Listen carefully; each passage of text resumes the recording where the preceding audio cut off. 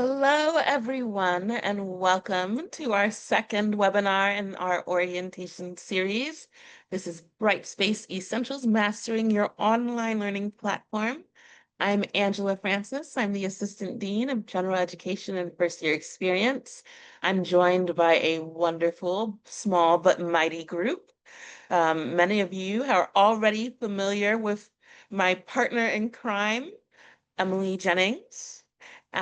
She is the facilitator for many of you.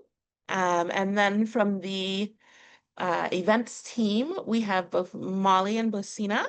And I'm also very thrilled that we have Charla here interpreting. So thank you for joining us. And thank you, everyone, all of our new students, for joining us as well. I'm really looking forward to exploring Brightspace with you all. So this webinar is going to go in some ways that are pretty similar to the first one if you were able to meet that one or make that one. But we do have 3 more coming up. So I want to highlight those to you now. On Monday, right around the corner, we have a webinar dedicated to credit for prior learning. And if you are tired of listening to me, you will be in for an extra treat because our Director of Experiential Learning, Holly Broadfoot, will be providing expertise about the many ways you can earn college credit for what you already know. The next day, we have time and energy fitting asynchronous learning into a full life.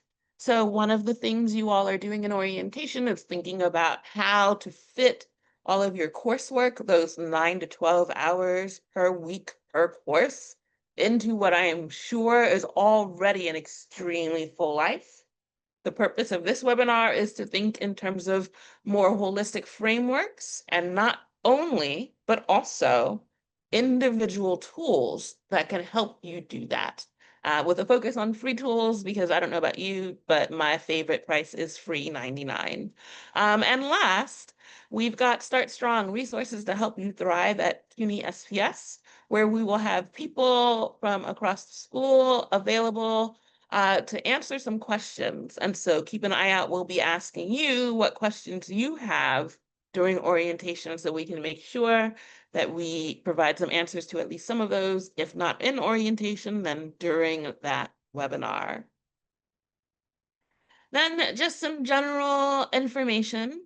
There are 81 of you, so not quite as many as the last one, but still more than I can keep track of in the chat. So if you have a question about Brightspace, you're going to want to use the QA feature.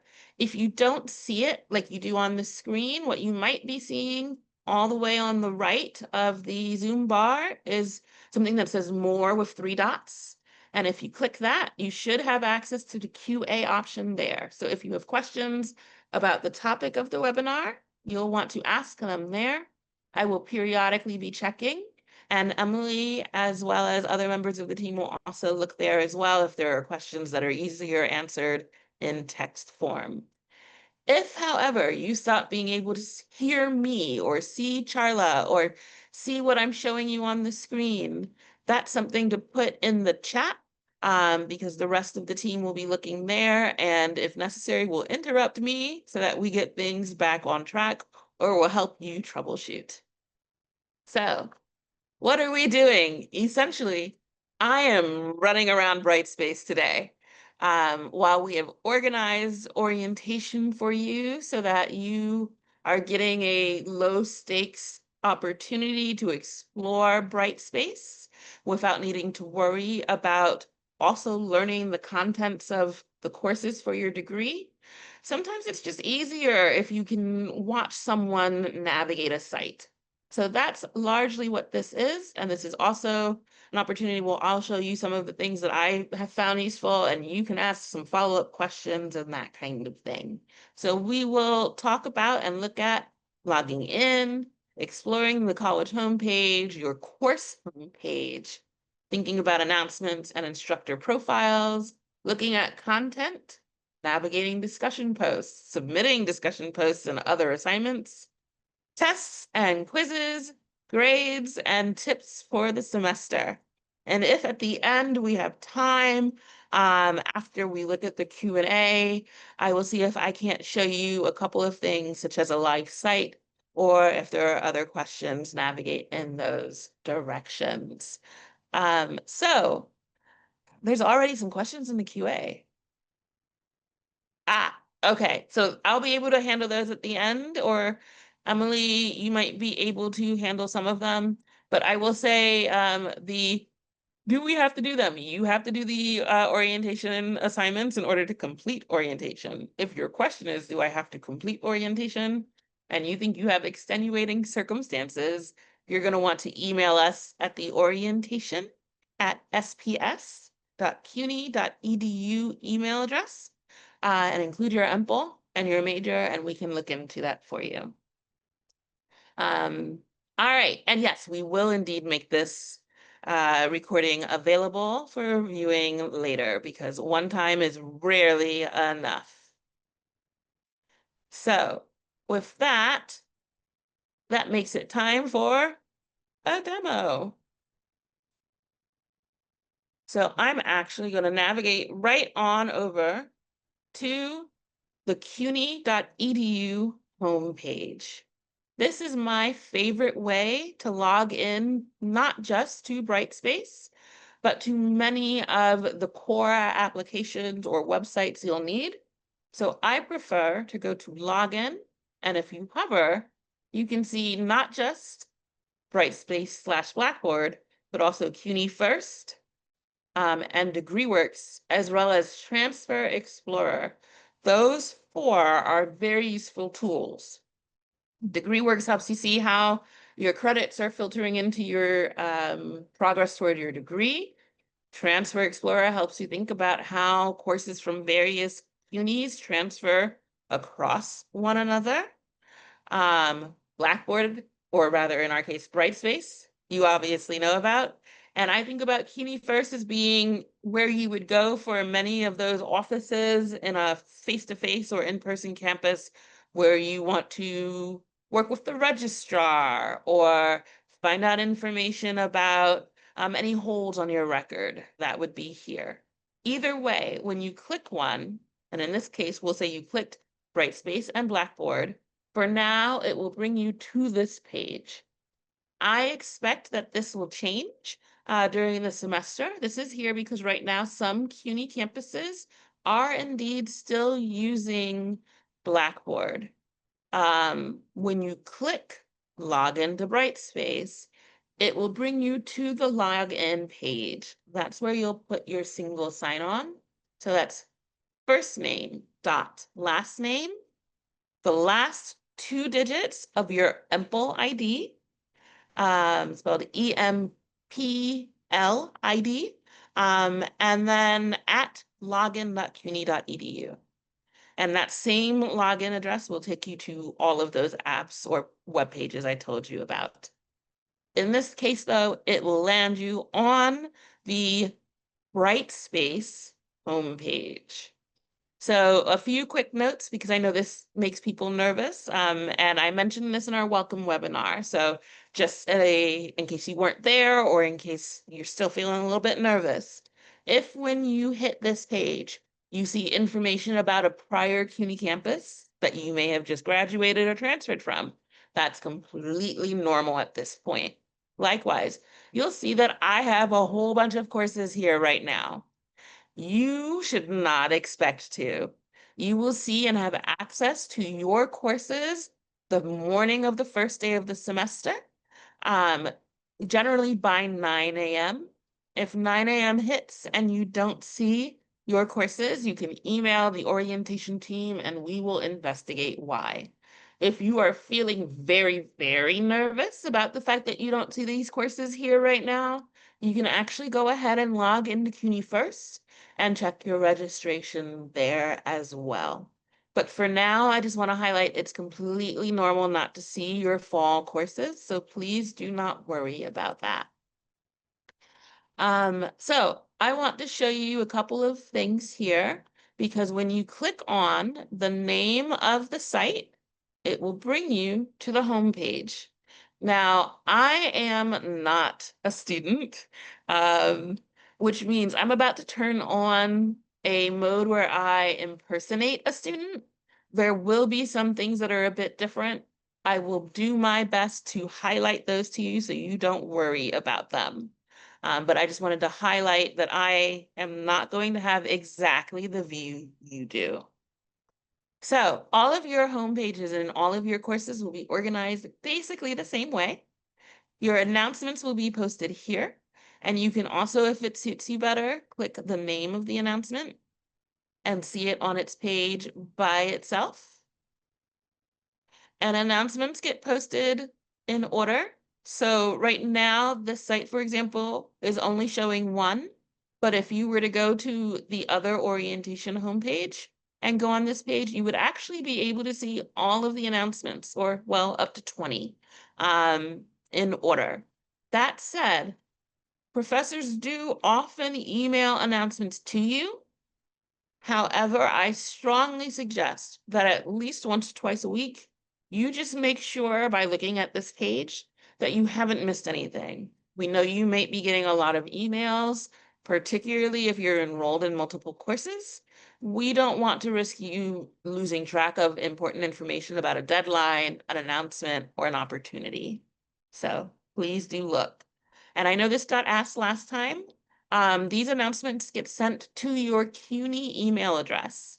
So if at the moment you are getting your announcements sent to you at a personal email, that's because your CUNY SPS email address just isn't ready yet. As soon as that's built, you'll get an email message from the help desk, and you'll start getting not just your course announcements, but almost everything from the school sent there.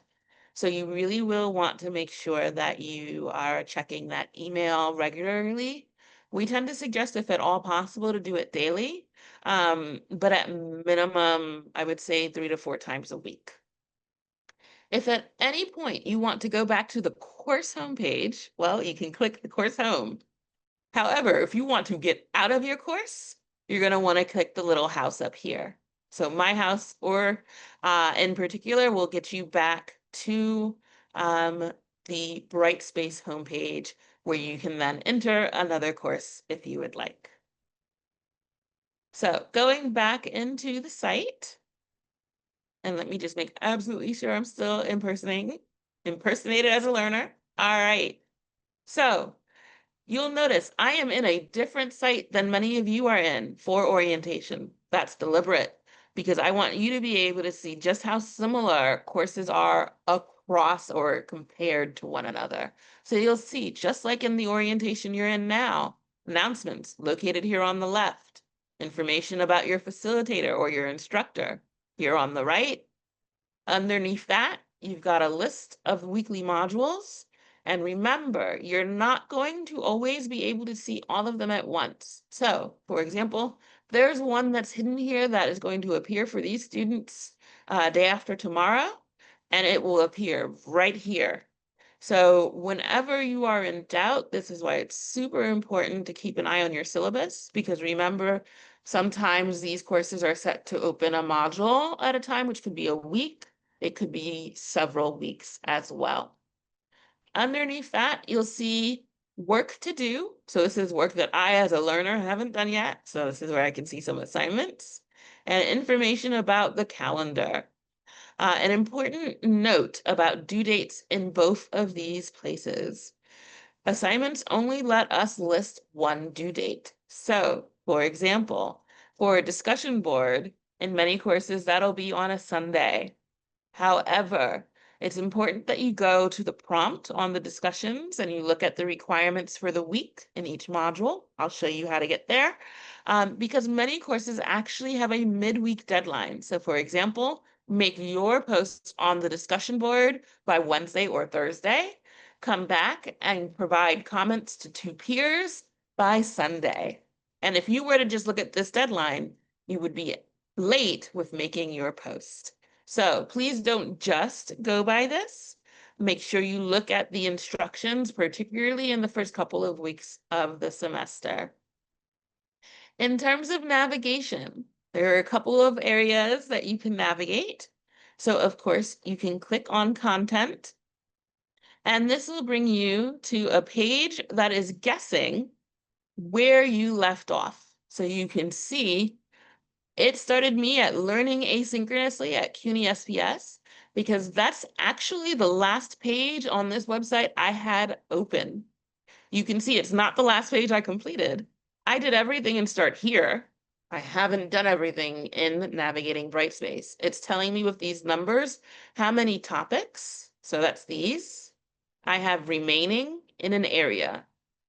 So that's also helpful if you're trying to figure out just how heavy a week is. Because, for example, you can see I have 19 things to do if this was a week, whereas if this was week 1, I only had 5. That can help you estimate about how much time you'll need. So that's one way that you can navigate a site.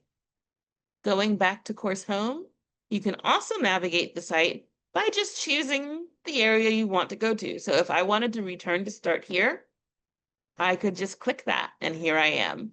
You can see I still have the table of contents on the side, and if I wanted to go back to learning asynchronously, I could just click it, and it shows me all of the sub areas as well as bringing me to the page over here as well. I'm going to go back to Start Here and show you 2 more options. You can also just click into one of the items or the topics. And so here I have one item just giving these students information about this site. And if I want to, I can move to the very next one by using the arrows in the upper right, in this case, meeting me. I can also, if I wanted to see that table of contents, expand. It starts by showing you just for the unit you're in, but I can also click these arrows to see the next one. And you can see it's telling me information as well. So this check mark means I've already done this. This dot means I haven't done it yet or looked at it yet. And when there's a folder, so in this case, there's a sub area about course accessibility, this is telling me how many areas are still remaining for me to look at. So you can always access that information on the table of contents. One other option that I personally love, and I'll actually go to the discussions to show you why, is to navigate up here. So each of these is a link, and this is telling you the path that got you to the page you're on now. So, for example, if I go to discussions, and then I go into ask the help desk, there are no questions here yet, but you can see I still have that discussion list, view topic. I'm going to take this opportunity to make a post. So I'm going to start a new thread. You always, of course, have to have a question or a subject. So what is big difference between Brightspace and Blackboard? And I'll just let them know webinar test. Now, I have options. I'm already subscribed because I set that up ahead of time. But you can see there's a check mark down here that's asking me if I want to subscribe to this thread. Whenever you make a post or a thread, I strongly suggest subscribing to it because that's how you'll get notified if a classmate or your professor comes back and makes a comment. And in terms of grades, of course, that's helpful. But more than that, if your professor is making a response to your thread, often they're trying to give you a hint about something that you didn't quite hit in your comment. And that's your opportunity to go back and add, even just by responding to them. But also, this is the opportunity for you truly to have a discussion with your peers. So I always suggest subscribing to the thread just so that you get notified. This type of text editor is what we used to call a WYSIWYG editor. I'm going to write that. What you see is what you get. So essentially what that means is I can, for example, highlight things and use keyboard shortcuts to bold them, make them italics. I can make them into links. If you don't know the shortcut I just used, I'm on a PC that was Control K. So many keyboard shortcuts that you might use in, for example, Word, or if you're on a Mac, Pages, will work in a WYSIWYG editor. What you see is what you get. Um, and you can see, by and large, how it's going to look before you post it. So that's key. If you find you need more space, down here on the lower right, there's this triangle. You can click and drag to make it longer. You can also click this button here that looks like the arrows to full screen it. And then just click it again, and that'll get you out of full screen. So depending on how much you just want this editor, this text-based editor, to fill up your screen, those are two options. These ellipses here, when you click this, that'll either show you more or fewer options. Now you can see right now, not a lot of options.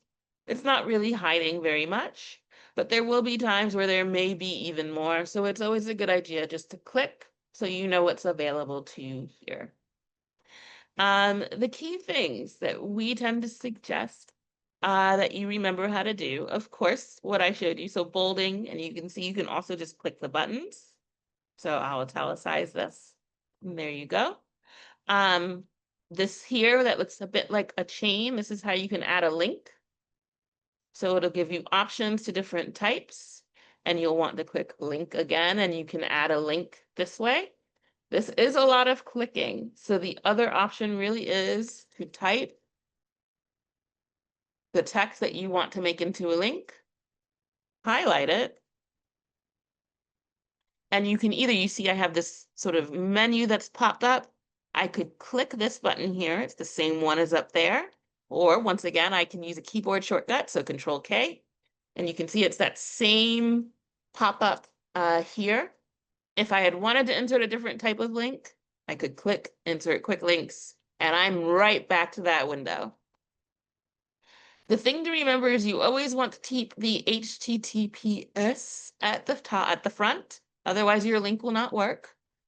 So if I wanted to make this a link to CUNY, I could go ahead and do that.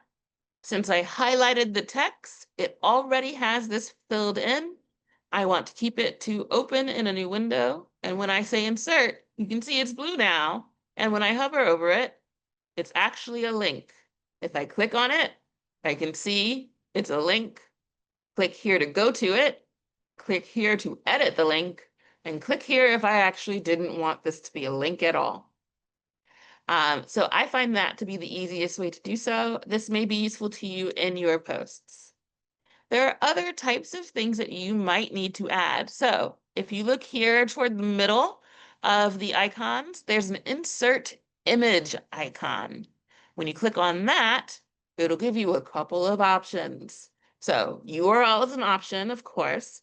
However, remember that if a URL or an image breaks from the internet, sometimes something that you're using a URL for will then also break. So I'm a big fan of downloading images or files onto my computer before I include them on a post. And so in this case, I'm going to insert an image. Oops, wrong image. We'll use this one. So it is going to give me a reminder to add what's called alternative text. This is if you have someone in your class who is visually impaired and using a screen reader, this alternative text is what they will see. So this is where you can either say this is just decorative and it'll skip it, or you can say, for example, illustration of blue flowers. And you can see that now I've got my blue flowers within this document. And when I hover over it, you might have seen it just for a second there. See if I can get it back. You can see it's showing me the alt text. This is a little bit large. These flowers don't need to be that big. So a couple of options. If you right click on it, you can edit the image. And this gives you the option to do all sorts of things, cropping, resizing, rotating, lots of options for you here. Usually what I tend to do is resize. You want to make sure that this lock is turned on so that you're not skewing your proportions. And I tend to say make the largest, depending. I always start with about 300 if it's something that doesn't need to be seen too largely. And that's what this looks like. Lastly, I just want to show you, you can actually really stack these. So I just clicked on an image. I could make it into a link if I wanted to. All of those things apply. And of course, if I wanted to make it in the middle, some of these icons probably look familiar to you. So I could make this centered. But the big thing is that all of these things appear as they will when I send this. An important note about that, you will not always be able to edit your posts. That's why having a what you see is what you get editor is so important. So it's really key as you look at this to go ahead and make sure that this looks like what you want it to. If you're starting on it early and you don't have time, remember you can save things as drafts, which I'll do here. I've now saved this as a draft, right? Important, your professor cannot see your drafts. So make sure that if you are using drafts, that you are indeed going back to edit them and post them, because otherwise you won't get credit. So you can see there's this downward facing arrow. I can, without going in it, just say publish and be done. I can delete it and it's like it was no longer there, or I can go back into edit and everything is still the way that I left it. Um, mm, mm, mm. So there's one question right now. If a class requires a lab session, is that online too, or do we come into the school? You never need to come into the school for your labs. So generally speaking, the labs are online. So for example, AST 101, which is astronomy, that is an online lab. If you are taking a course that has sort of what would be an in-person lab, you will have to have the materials in your house. And that should be listed when you look at the materials that are required for your course. Someone has asked, okay, how to copy and paste. Thank you for asking. I shall show that. So I'm going to just use keyboard shortcuts. Let's say I wanted to have this actually also be in the copy of my post itself. For me on a PC, I'm using Control A to highlight everything, Control C to copy, and then it's Control V in order to paste it. And you can see once again, the shortcuts work. If you are on a Mac or an Apple computer, you're going to want to use Apple instead of Control, but besides that, it'll be the same. Control A or Apple A to select everything, C to copy everything, V to paste everything. But if you don't want to use the shortcuts, and I'm using Control Z to undo, so you can see even that works. You can also just use your mouse to select everything, right click on it to, let's say, cut in this case, and right click down here to paste. So either way works. And you can, of course, paste from other documents. One note, Word and Microsoft products sometimes act a little bit funny when it comes to the formatting. So there are times where it'll look normal to you and not quite to your viewer. So if you are using shortcuts, and I wish there was a way to show you keystrokes, you can either do it by right-clicking and say paste without formatting. Importantly, that will take out all formatting. So I will actually show you what that looks like here. I've controlled all to copy everything. And actually, I'll actually just grab everything. I'm gonna cut it so it's all gone. If I were to paste without formatting, you can see, and I use shortcuts, it's Control Shift V. All of my formatting is gone. The bold is gone, the link is gone, the picture is gone. I need to undo that, Control Z, everything is back. So all of those shortcuts will work just like they do if you are used to doing these things in text entry boxes. And to save as a draft, just scroll down a little bit and you'll see save as a draft is listed right here. So you just click it and I now have a draft again. Um, in terms of pasting it, I'm going to post it. So again, remember that downward arrow. I'm just going to say publish. It's going to make sure I'm sure. I'm going to say yes. And because right now I have a filter to show just drafts, I can no longer see my post. So remember, clear filters. Here's my post. Default is all threads, but remember you can say, I just want to see drafts, and you can clear that filter. So if a professor is saying, I can't see your work, come and look for your drafts. And I would actually suggest if you're someone who's using drafts to just check before the end of a due date to make sure you haven't forgotten that. When you have a post, either yours or someone else's, you can see I could say more or less to see all of it or not. So there's that. And then I can click into it.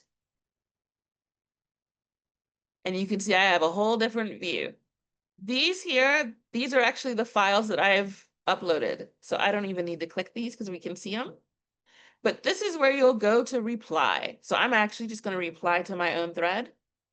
And while it seemed like I was showing you a whole bunch, look, it's all the same here, right? So this is that same downward arrow.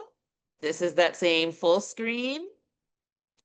All of the tools, like I could paste things in here. It's all the same.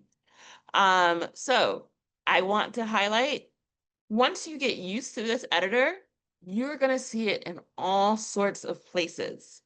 It's not going to be something that you have to learn one editor for the discussion board, another editor if you're going to make a response, another editor if you've got a journal or a blog or something like that. The text editor, when it has tools, once you learn it once, you are all set. So that is my positive news for you. So I'm going to post this as a response. You can see here if I did want to have an upload, I could indeed do so. But in this case, I'm just going to post it. And now you can see there's the original post, there's a comment, and why not? I'll make a reply to a reply just to do it. And so now you can see how it nests, right? So you've got the original post. Underneath that, you've got a reply, and then a reply to a reply, and you can see it's just indented a little bit more. You have options for how to view things. The default is threaded. I prefer that. That shows you if someone else comes and makes a new reply,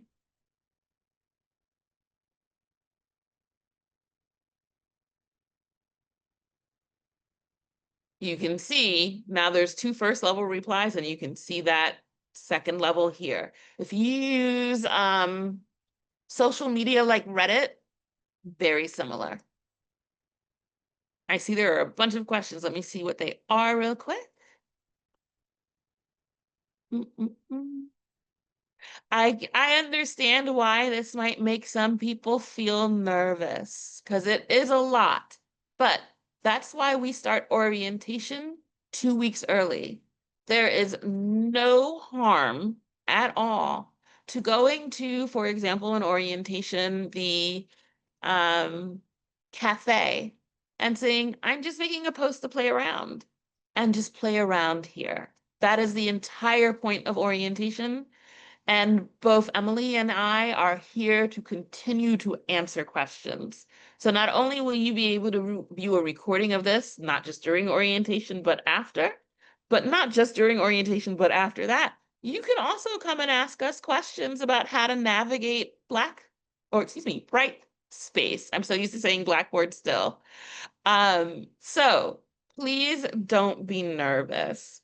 And I do find that as long as you tell us, professor, listen, I'm a little bit nervous. Can you tell me more about the tools that are getting used here? Because I just want to make sure I understand them. They tend to be happy to answer. I was a professor for over a decade, teaching courses at multiple CUNY campuses. And we all always spoke about how students didn't come to our office hours, and we wish that they would. The same thing is true here.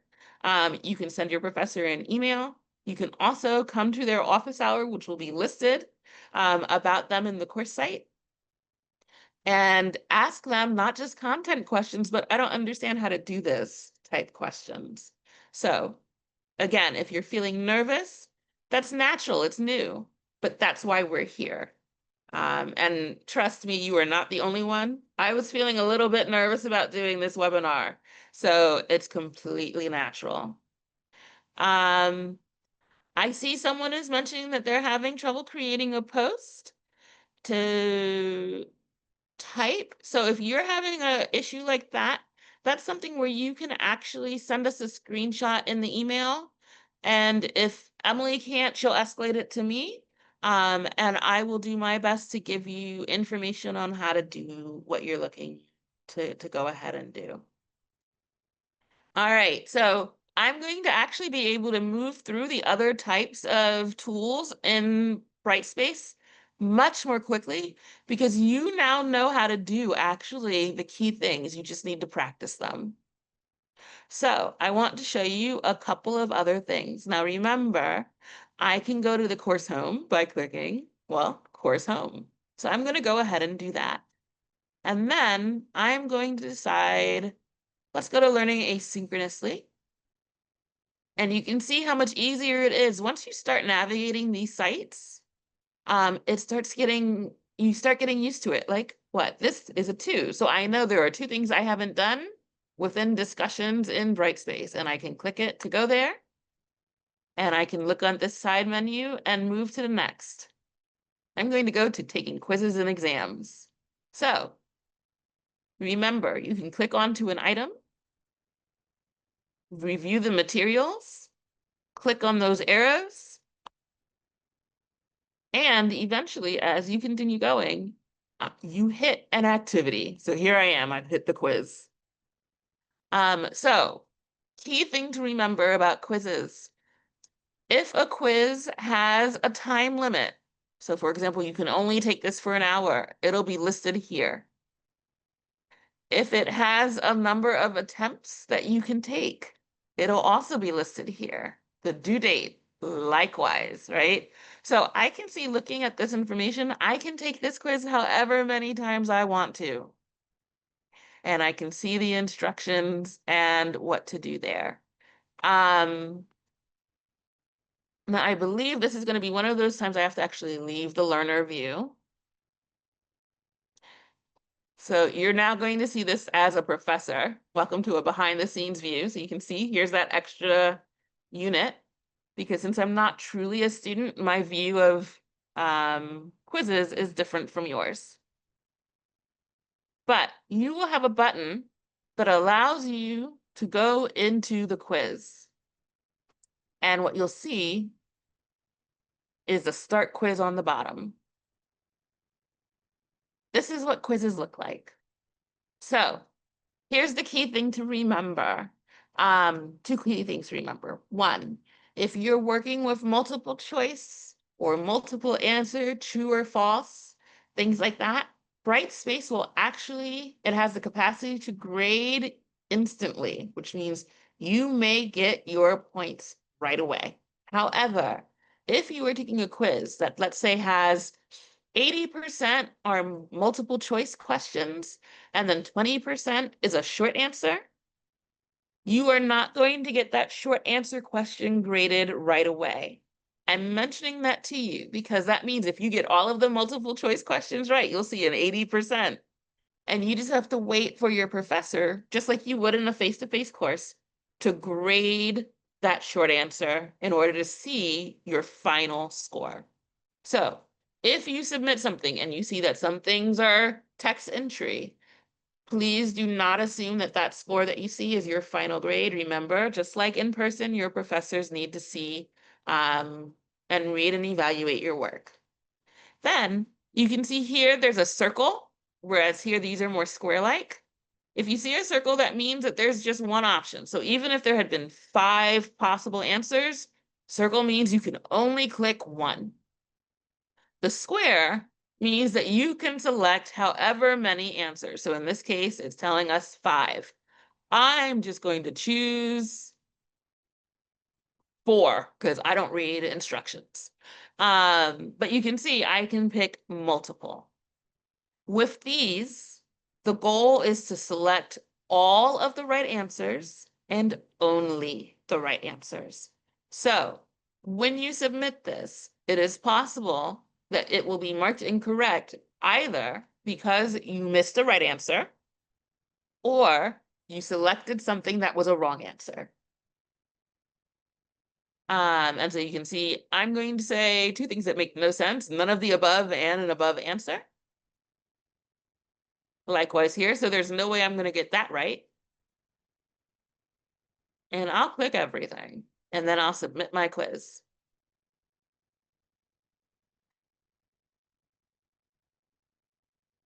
So once you've submitted it, you'll get a notice like this.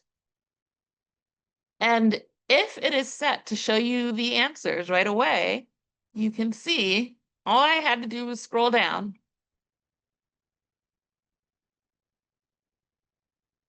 Right? And so this is telling me, here are the answers I got wrong. So I got this wrong with this X because none of the above is something I selected, and it's a wrong answer.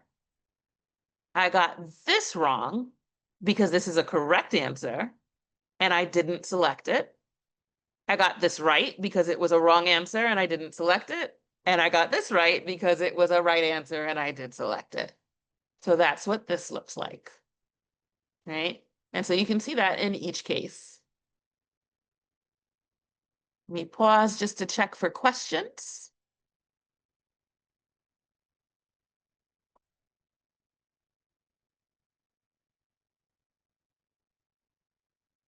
So if several quiz attempts are permitted, does only the highest grade count? Generally speaking, yes. Very, very rarely, you might have a situation where the latest attempt is what counts. But almost always, when we allow several quiz attempts, it's because we want you to have the best possible score. So if I were to take this again, my best score would be what would be counted. Someone has asked if any browsers don't work with the CUNY portals. I will tell you my favorite happens to be Firefox. I don't run into a lot of problems with Firefox. Not that I tend to go with Chrome, but those are personal preferences. My suggestion is that if you run into something that looks a little bit funny, try your second favorite browser. Blackboard sometimes had more issues with browsers. I found that Brightspace is much better with working across browsers. And then there's a question that is not directly related, but I am going to pause to answer it now. So someone is asking about why they're seeing all of the majors in the grades section. So I'm going to actually go into grades here. That is because there are multiple groups. So, oops, there we go. So in this case, we don't have groups. You can see the grade that I have. I have zeros because I haven't submitted them. If I had submitted them, you would be able to see comments here. And this is very important. You can see statistics if that's turned on. Likewise, rubrics. In cases where there are group assignments, sometimes you will see assignments that do not count for you. That's why it's so important to look at the information within the module. So if I return to the module, I can see the assignments I need to do with directions for them. If you are confused when you look in your courses, just ask your professor. But generally speaking, it's just because there's the possibility for us to put you in orientation in multiple groups just in case you change your major or we have the wrong one on file. There's a question about financial aid, and I want to ask you to put that in the QA forum, please, because I want financial aid to give you the most accurate information. So please do post that there, and I will ping them to make sure that they see it. All right. Next, I want to show you submitting assignments because this is the other biggie. So here is an assignment prompt. You can see there's a due date. This is all of the information I needed to know about how to do the assignment.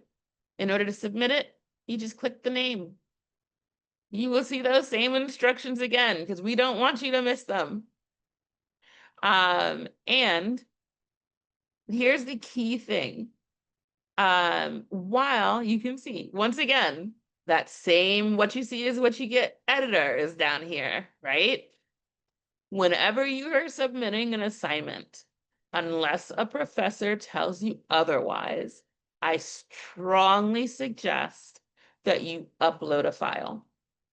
The reason why is because by uploading a file, you are giving your professor the opportunity to truly use all of the grading tools that you would have if this were a face-to-face course. They can write in the margins, etc. So I'm gonna take a risk. I don't know quite what the tester for demo. It's a cat. We're gonna go with it. We love cats here. So I'm gonna upload that. I'm gonna truly use a comment to make a comment. I'm going to submit. I've submitted, and I can now see I made a submission. This is key because you don't want to think you did so and you didn't. That can really hurt students. And by clicking this, I've now downloaded my file. Now, this may not work correctly. We're going to hope it does. Yes, because I am a learner, I'm mimicking a learner. This is not going to appear correctly. But you can come into grades and see information about things you've submitted. And eventually, when it's graded, to see comments and feedback here. I strongly suggest going here because there are two types of feedback that you can receive. And we'll see if I can't sneakily grade this just to release it. So don't think it's going to let me, but we'll give it a shot. Welcome to the back end. This is what your professors say. Yes, unfortunately, because I'm mimicking, it's not going to let me. So what I will do is I will provide you with screenshots. But what you can use, two things. One are rubrics, and I am very deliberately going to stay as a professor for a moment. I want you to be able to see a rubric. So while I'm doing this, I'm going to talk to you. Rubrics are important because if we've turned rubrics on so that you can see them in advance of submitting your work, those are actually telling you exactly how your work is graded. So I'm going to go into a course. We're going to go into a common course that gets taken. I have too many courses. We're going to go into writing at work.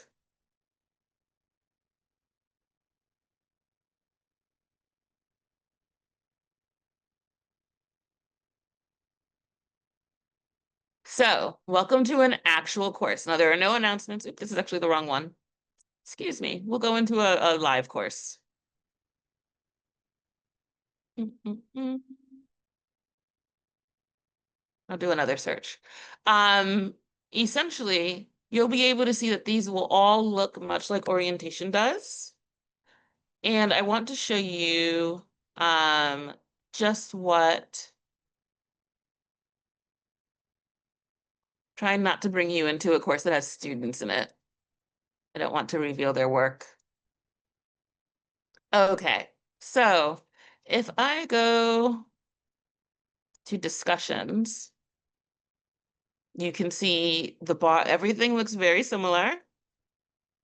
And this is a real course. And I'm going to go into the back end as a professor because I want to show you what a rubric looks like.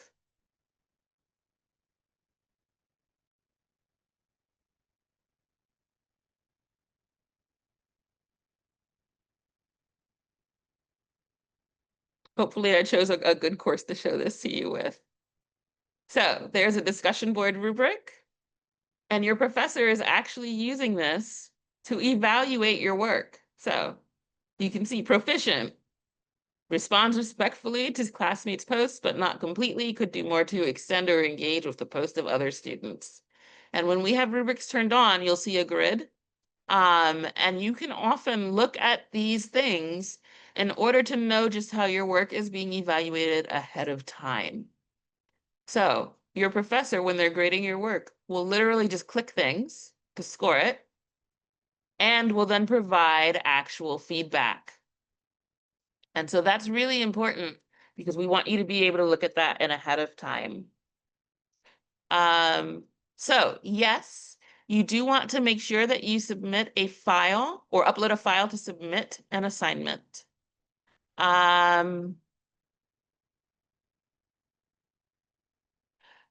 Someone mentioned having issues with the Pulse app. I'm going to ask you to actually post that to the QA forum, specifically the help desk forum. So welcome to your orientation. If you go into discussions, you're going to want to post it to this one. Because both the help desk and Emily and I will see if we can't figure out what's going on there. When you submit an assignment, I often do indeed get an email for my submission, but I prefer also just to check where you saw I could see that I had an assignment submitted, and I could see the link. That's key.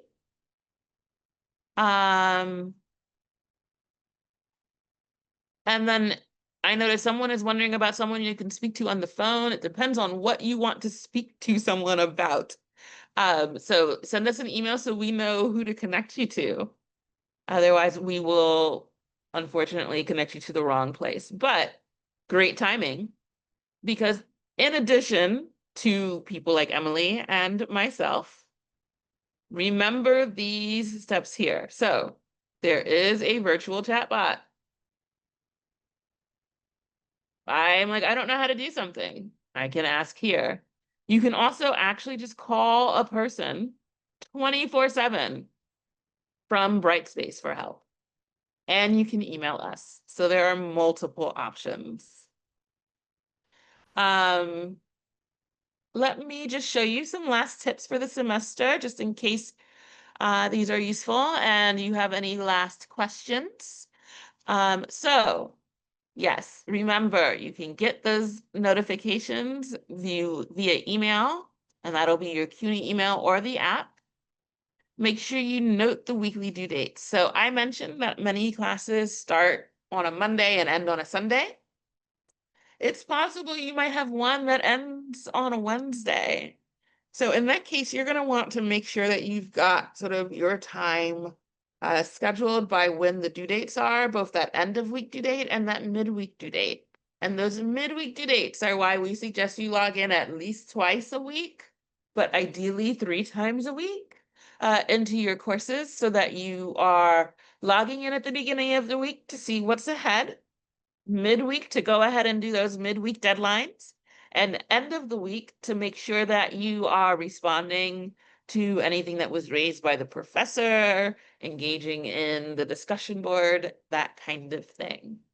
If you are using the mobile app, I always suggest that you compare it to the desktop version. So what you are seeing on your computer, that's showing you everything. There are some cases where things work a little bit differently. And in my opinion, for the way that I like to navigate websites, ways that don't work as well for my preferences on the app. So comparing the two in the beginning of the semester will help you decide what are things that I'm going to do on the app on the run? What are things that I might do while I'm commuting? If you're not someone driving, please don't do it while you're driving. Again, check announcements and email frequently and ask those questions early. Remember that you should expect to wait 24 hours for a response from your professor. So giving them all of the information, for example, what course and section, what your EMPL is, and your question, and doing so more than 24 hours in advance of the due date, all good moves. And then I just want to show you one last thing. One of my favorite places to go for more information, more resources is our homepage. Because if you go to sps.cuny.edu and you click on current students, there are so many resources here. So I'm going to tell you one of my favorites. Well, not a favorite, but first it came up, the bookstore. If you click on this link, you can go ahead and log in with those same credentials to the bookstore and look at more information about what textbooks you look. And you can also look by term. So those are two options. This will allow you to look at just these are your courses and what you do, what you need. But if you're still shopping, you can look for courses you haven't enrolled in yet. One of my favorite things that people don't realize is you actually can get a free digital subscription to the New York Times. And so you can just click this link to go ahead and do that. And I strongly suggest it. Likewise, you can actually get a free subscription to the Wall Street Journal, and we'll make sure you have information about that in orientation. Because again, I told you in the beginning, and it's still the case, my favorite price is free. So those are two wonderful free resources. Strongly suggest it. And you can see there are so many others. There are the forms that I look forward to you needing, like applying for graduation. There's information on how to get in touch with different offices and things like DegreeWorks, which I mentioned in the beginning. So this is one of my favorite pages on our website, just because it's a one-stop shop for key contacts as well. I don't see any questions posted just yet, and we only have 1 minute left. So, oh, I was just checking the chat and I do see, yes. And one of my favorite things is the New York Times subscription also includes things like the recipes and games. So if you are paying for the New York Times, you can stop. And that lasts for as long as you're a CUNY student. So, I want to thank you for joining us. Again, remember, those resources are available. And if you were with us for the first webinar, we talked briefly about mindset GPS, and that G stands for growth mindset, right? So I'm mentioning that now because I know that this is the first time some of you are seeing all of these things you can do in this platform, and it looks like a lot, right? And if you're not someone who is super comfortable with shortcuts, it probably looks like even more. That is what we are here for. The growth mindset means if you have the right tools, you have the right resources, you develop the strategies that you can learn and grow and do better. And orientation, in addition to these two on the screen, those are just 3 resources available to you. So please do not feel bad if you feel nervous right now. That is normal. And that is what we are here for. I think we've hit some of these. If you are getting errors every time you try to log into your CUNY account, please send us an email at the email address on your screen with your EMPL ID. We'll try to figure out why. The GPS mindset assignment and all assignments can be submitted as a PDF or a Microsoft Word file. Those are fine as well. You have free access to Office 365 as a student, so you'll have access to that too. And I would say if you want to know about the textbooks, remember I went to that web page here, and I went to the bookstore. Go there and look at the textbooks there. And that's what I would suggest there, rather than emailing the professor, because professors right now may not be checking their email if they're not teaching over the summer. If you are not clear on something that you see in the bookstore, you'll actually want to email your program. So they can answer those questions, but check the bookstore first. And with that, thank you so much for joining us. I know that this is a lot, but I look forward to seeing you in the site. If you have more questions, post them to the QA there or send us an email, and we will be posting this recording as soon as it's available. So you can watch this however much or however often you would like to. Thank you so much for joining us. Please have a wonderful evening and a wonderful rest of your week. One last thing. Offices across CUNY are closed tomorrow, but I will be staffing this email address. So if you have questions, you can reach out to us tomorrow. I will be checking it a couple of times tomorrow, but do not expect necessarily offices like the registrar to necessarily be answering just because all CUNY offices across campuses are closed. All right. Thank you so much. Please take good care of yourselves, and I'll see you online. Bye, everybody.